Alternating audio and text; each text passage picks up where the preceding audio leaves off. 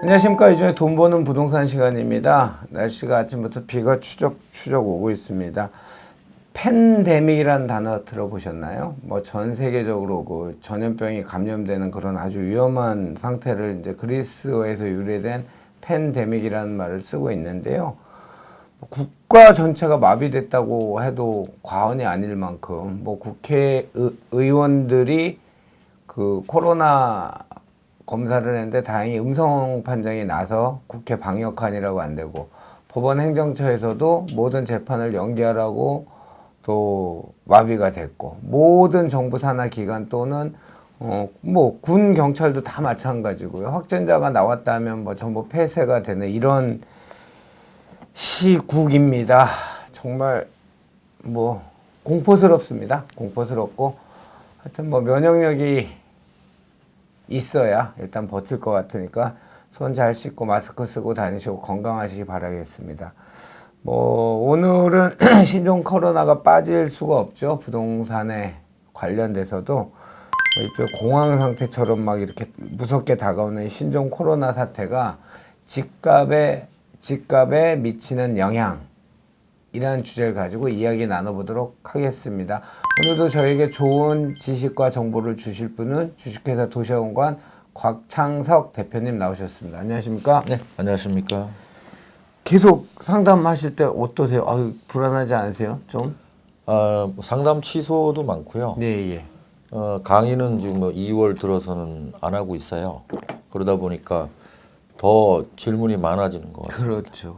특히 뭐 오늘 주제처럼 이런 코로나 사태가 집값에는 어떤 영향을 미치냐, 이런 문의가 많으셔서 방송을 통해서 말씀드립니다. 제가 모두에 말씀드린 팬데믹이라는 단어를 썼는데, 지금 노무라 증권이나 기타 해외 이제 신용평가 기관이나 이런 곳에서 대한민국 경제 성장률이 0%로 떨어진다라는 이런 뭐 기사가 나오고 있어요. 그러면 이거는 아주 강력한 외생 변수가, 우리가 얘기했던 외생 변수가 발생한 형국인데 영향을 당연히 크게 미치겠죠.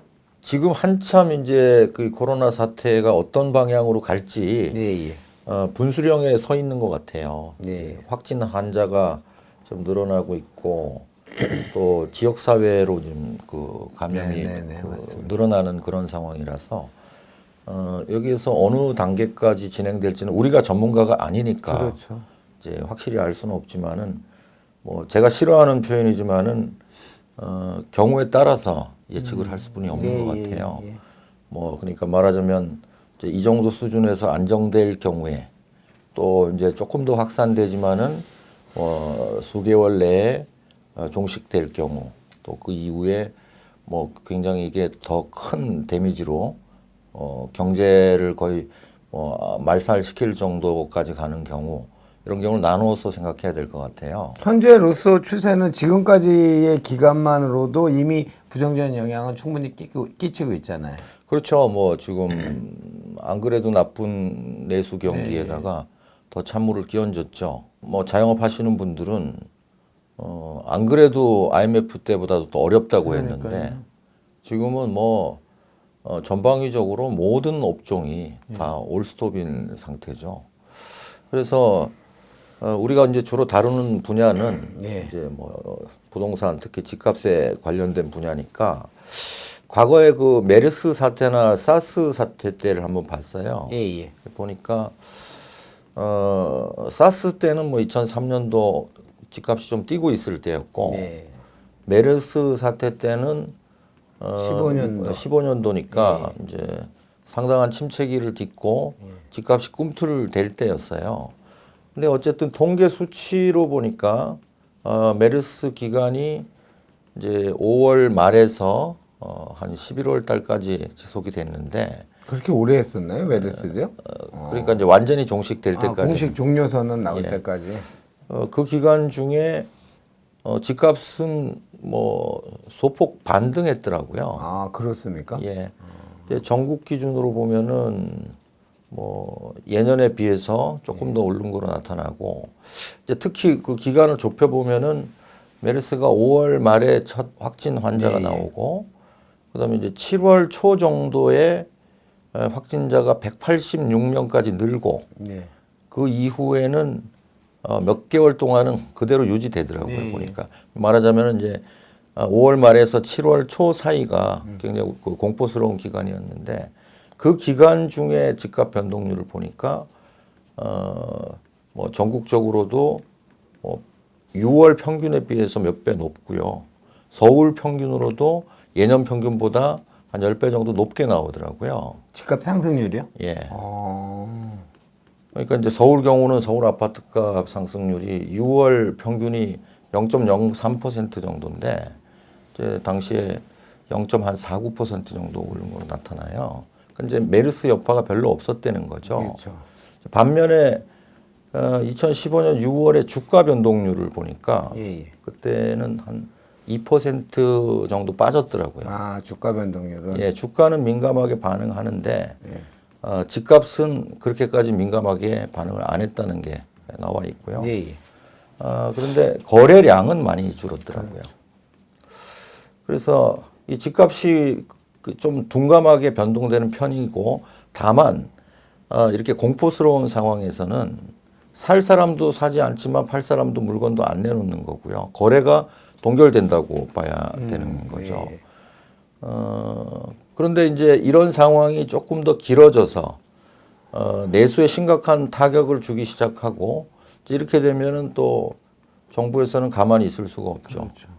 그렇죠. 기준금리를 낮춘다든가 뭐 지금 추경을 좀 얘기하고 있지만 예, 예. 계속 재정 지출을 확대한다든가. 근데 대표님 제가 생각하기에 메르스 때 이제 저희가 서울경제에서 있을 때잖아요. 근데 14년 세월호 사건, 15년 메르스가 내수 경기를 침체시켰던 건 맞는데 아까 뭐 팬데믹이라는 이런 단어를 쓴 것처럼 이렇게 국민 전체한테 공포심을 불러일으키진 않았던 것 같고 그리고 지금은 뭐 추경 또는 경제 살리기 올인 뭐 이런 거보다는 일단 뭐 이거를 잠재울 수 있는 정부 정책이 나와야 될 추경 이런 게 도움이 될까요? 지금 상황에서? 이제 그런 얘기를 하기 시작하면 끝이 없어요. 우리가 할 수 있는 거는 부동산에 한정해서 얘기를 해야지. 죄송합니다. 범위를 넓히기 시작하면 이게 뭐 시사 프로가 돼버리기 알겠습니다. 때문에. 예. 그러나 이제 경우에 따라서는 지금 이제 지역사회 감염으로 번져가고 있기 예, 때문에 확산돼서 정말 내수에 더 심각한 타격을 주게 되고 예. 이제 그 단계에서도 나눠봐야 된다는 거죠. 정말 내수가 침체될 너무나 극도의 침체가 되니까 정부에서 전방위적으로 여러 가지 그 내수 부양책을 내놓는 상황이 왔을 때에는 예. 그 단계까지는 집값에 큰 영향을 미칠 것 같지는 않아요. 근데 이 단계를 더 넘어서서 예. 정말 뭐 전국적으로 확산이 되고 예. 이게 이제 국가 경제가 망가지는 수준까지 가고 예. 기업들 도산이 일어나고 뭐 대기업까지 무너지고 또 금리가 막 그 시장 실질 금리가 치솟고 하는 이런 상황이 오면은 집값도 영향을 받지 않을 수가 없는 예, 거죠. 예. 그러면 우리가 뭐 제2의 IMF 사태 같은 그런 심각한 경제 위기가 도래하고 그렇게 되면은 이제 금리의 영향을 받아서 뭐 전세가라든가 집값이 폭락하는 사태도 일어날 수 있다는 거죠. 근데 이제 그럴 문제는 미래의 일이니까 그렇죠. 이제 가능성이 얼마나 될까. 우리가 지금까지 뭐 메르스니 사스 사태니 이런 계속 이 전염병에 관련된 그 위기를 극복해 왔는데 과연 이 의학적인 문제다 보니까 예, 예. 얼마나 확산될지는 저도 잘 모르겠어요. 근데 저 개인적인 생각으로는 뭐 우리가 이 현대 사회에 살고 있다는 거를 고맙게 생각해야 되지 않나는 생각은 듭니다. 우리가 뭐 중세 시대나 이러면은 그렇죠. 흑사병 때문에 뭐 스페인 독감처럼 수천만 명 뭐 이렇게 죽을 수 있지만은 지금은 이제 의학적으로 빨리 대처할 수 있는 사회이다 보니까 결국은 극복되지 않겠는가. 백신이 나와서 예, 뭐 좀 얘기하는 거는 뭐 연말까지는 나온다고 하니까 다만 우리는 이제 준비는 하고 있어야 되는 네. 거죠. 그러면 일단 뭐 부동산으로 이제 축약을 시켜 다시 얘기하면 메르스 때와 사스 때를 보면 이제 둘 다 뭐 집값은 뭐 이런 주가는 이제 빠졌지만 즉각 반응을 하지 않고 우리가 늘 쓰는 추세적 흐름으로 인해서 가격 상승이 이루어졌던 시기고 이제 코로나 같은 경우 지금 현재 벌어진 이 사태에도 이제 두 가지로 나눠 봤을 때 뭐 정부가 뭐 전방위적 부양책이나 금리 인하들을 써서 다행히 시기적으로 그 시점에 이 질병이 그 잡힌다면 뭐 집값은 별 큰 영향에는 미치진 않을 것 같고, 그죠? 추세적인 흐름에 따라 갈 것이고, 만약에 그 단계를 넘어서 조금 롱타임이 된다면 뭐 그때는 뭐 기업 도산들 얘기 나오고 그러면 제2의 뭐 IMF 얘기 나올 상황이 된다면 우리가 겪었듯이 뭐 전세값과 집값이 폭락하는 이런 사태가 벌어질 것이다, 이렇게 보시는 거죠. 예. 근데 그리고 이제 그렇게까지 뭐 국가 부도 위기까지 갈 수 있을지는 잘 모르지만은 아직까지 우리가 경험해 보지 못했거든요. 예. 너무 뭐 공포에만 빠져 있을 필요는 없을 것 같아요. 뭐 공포나 불안 같은 게 오히려 더 경제 행위를 더 위축시킬 수 있는 우려가 있거든요.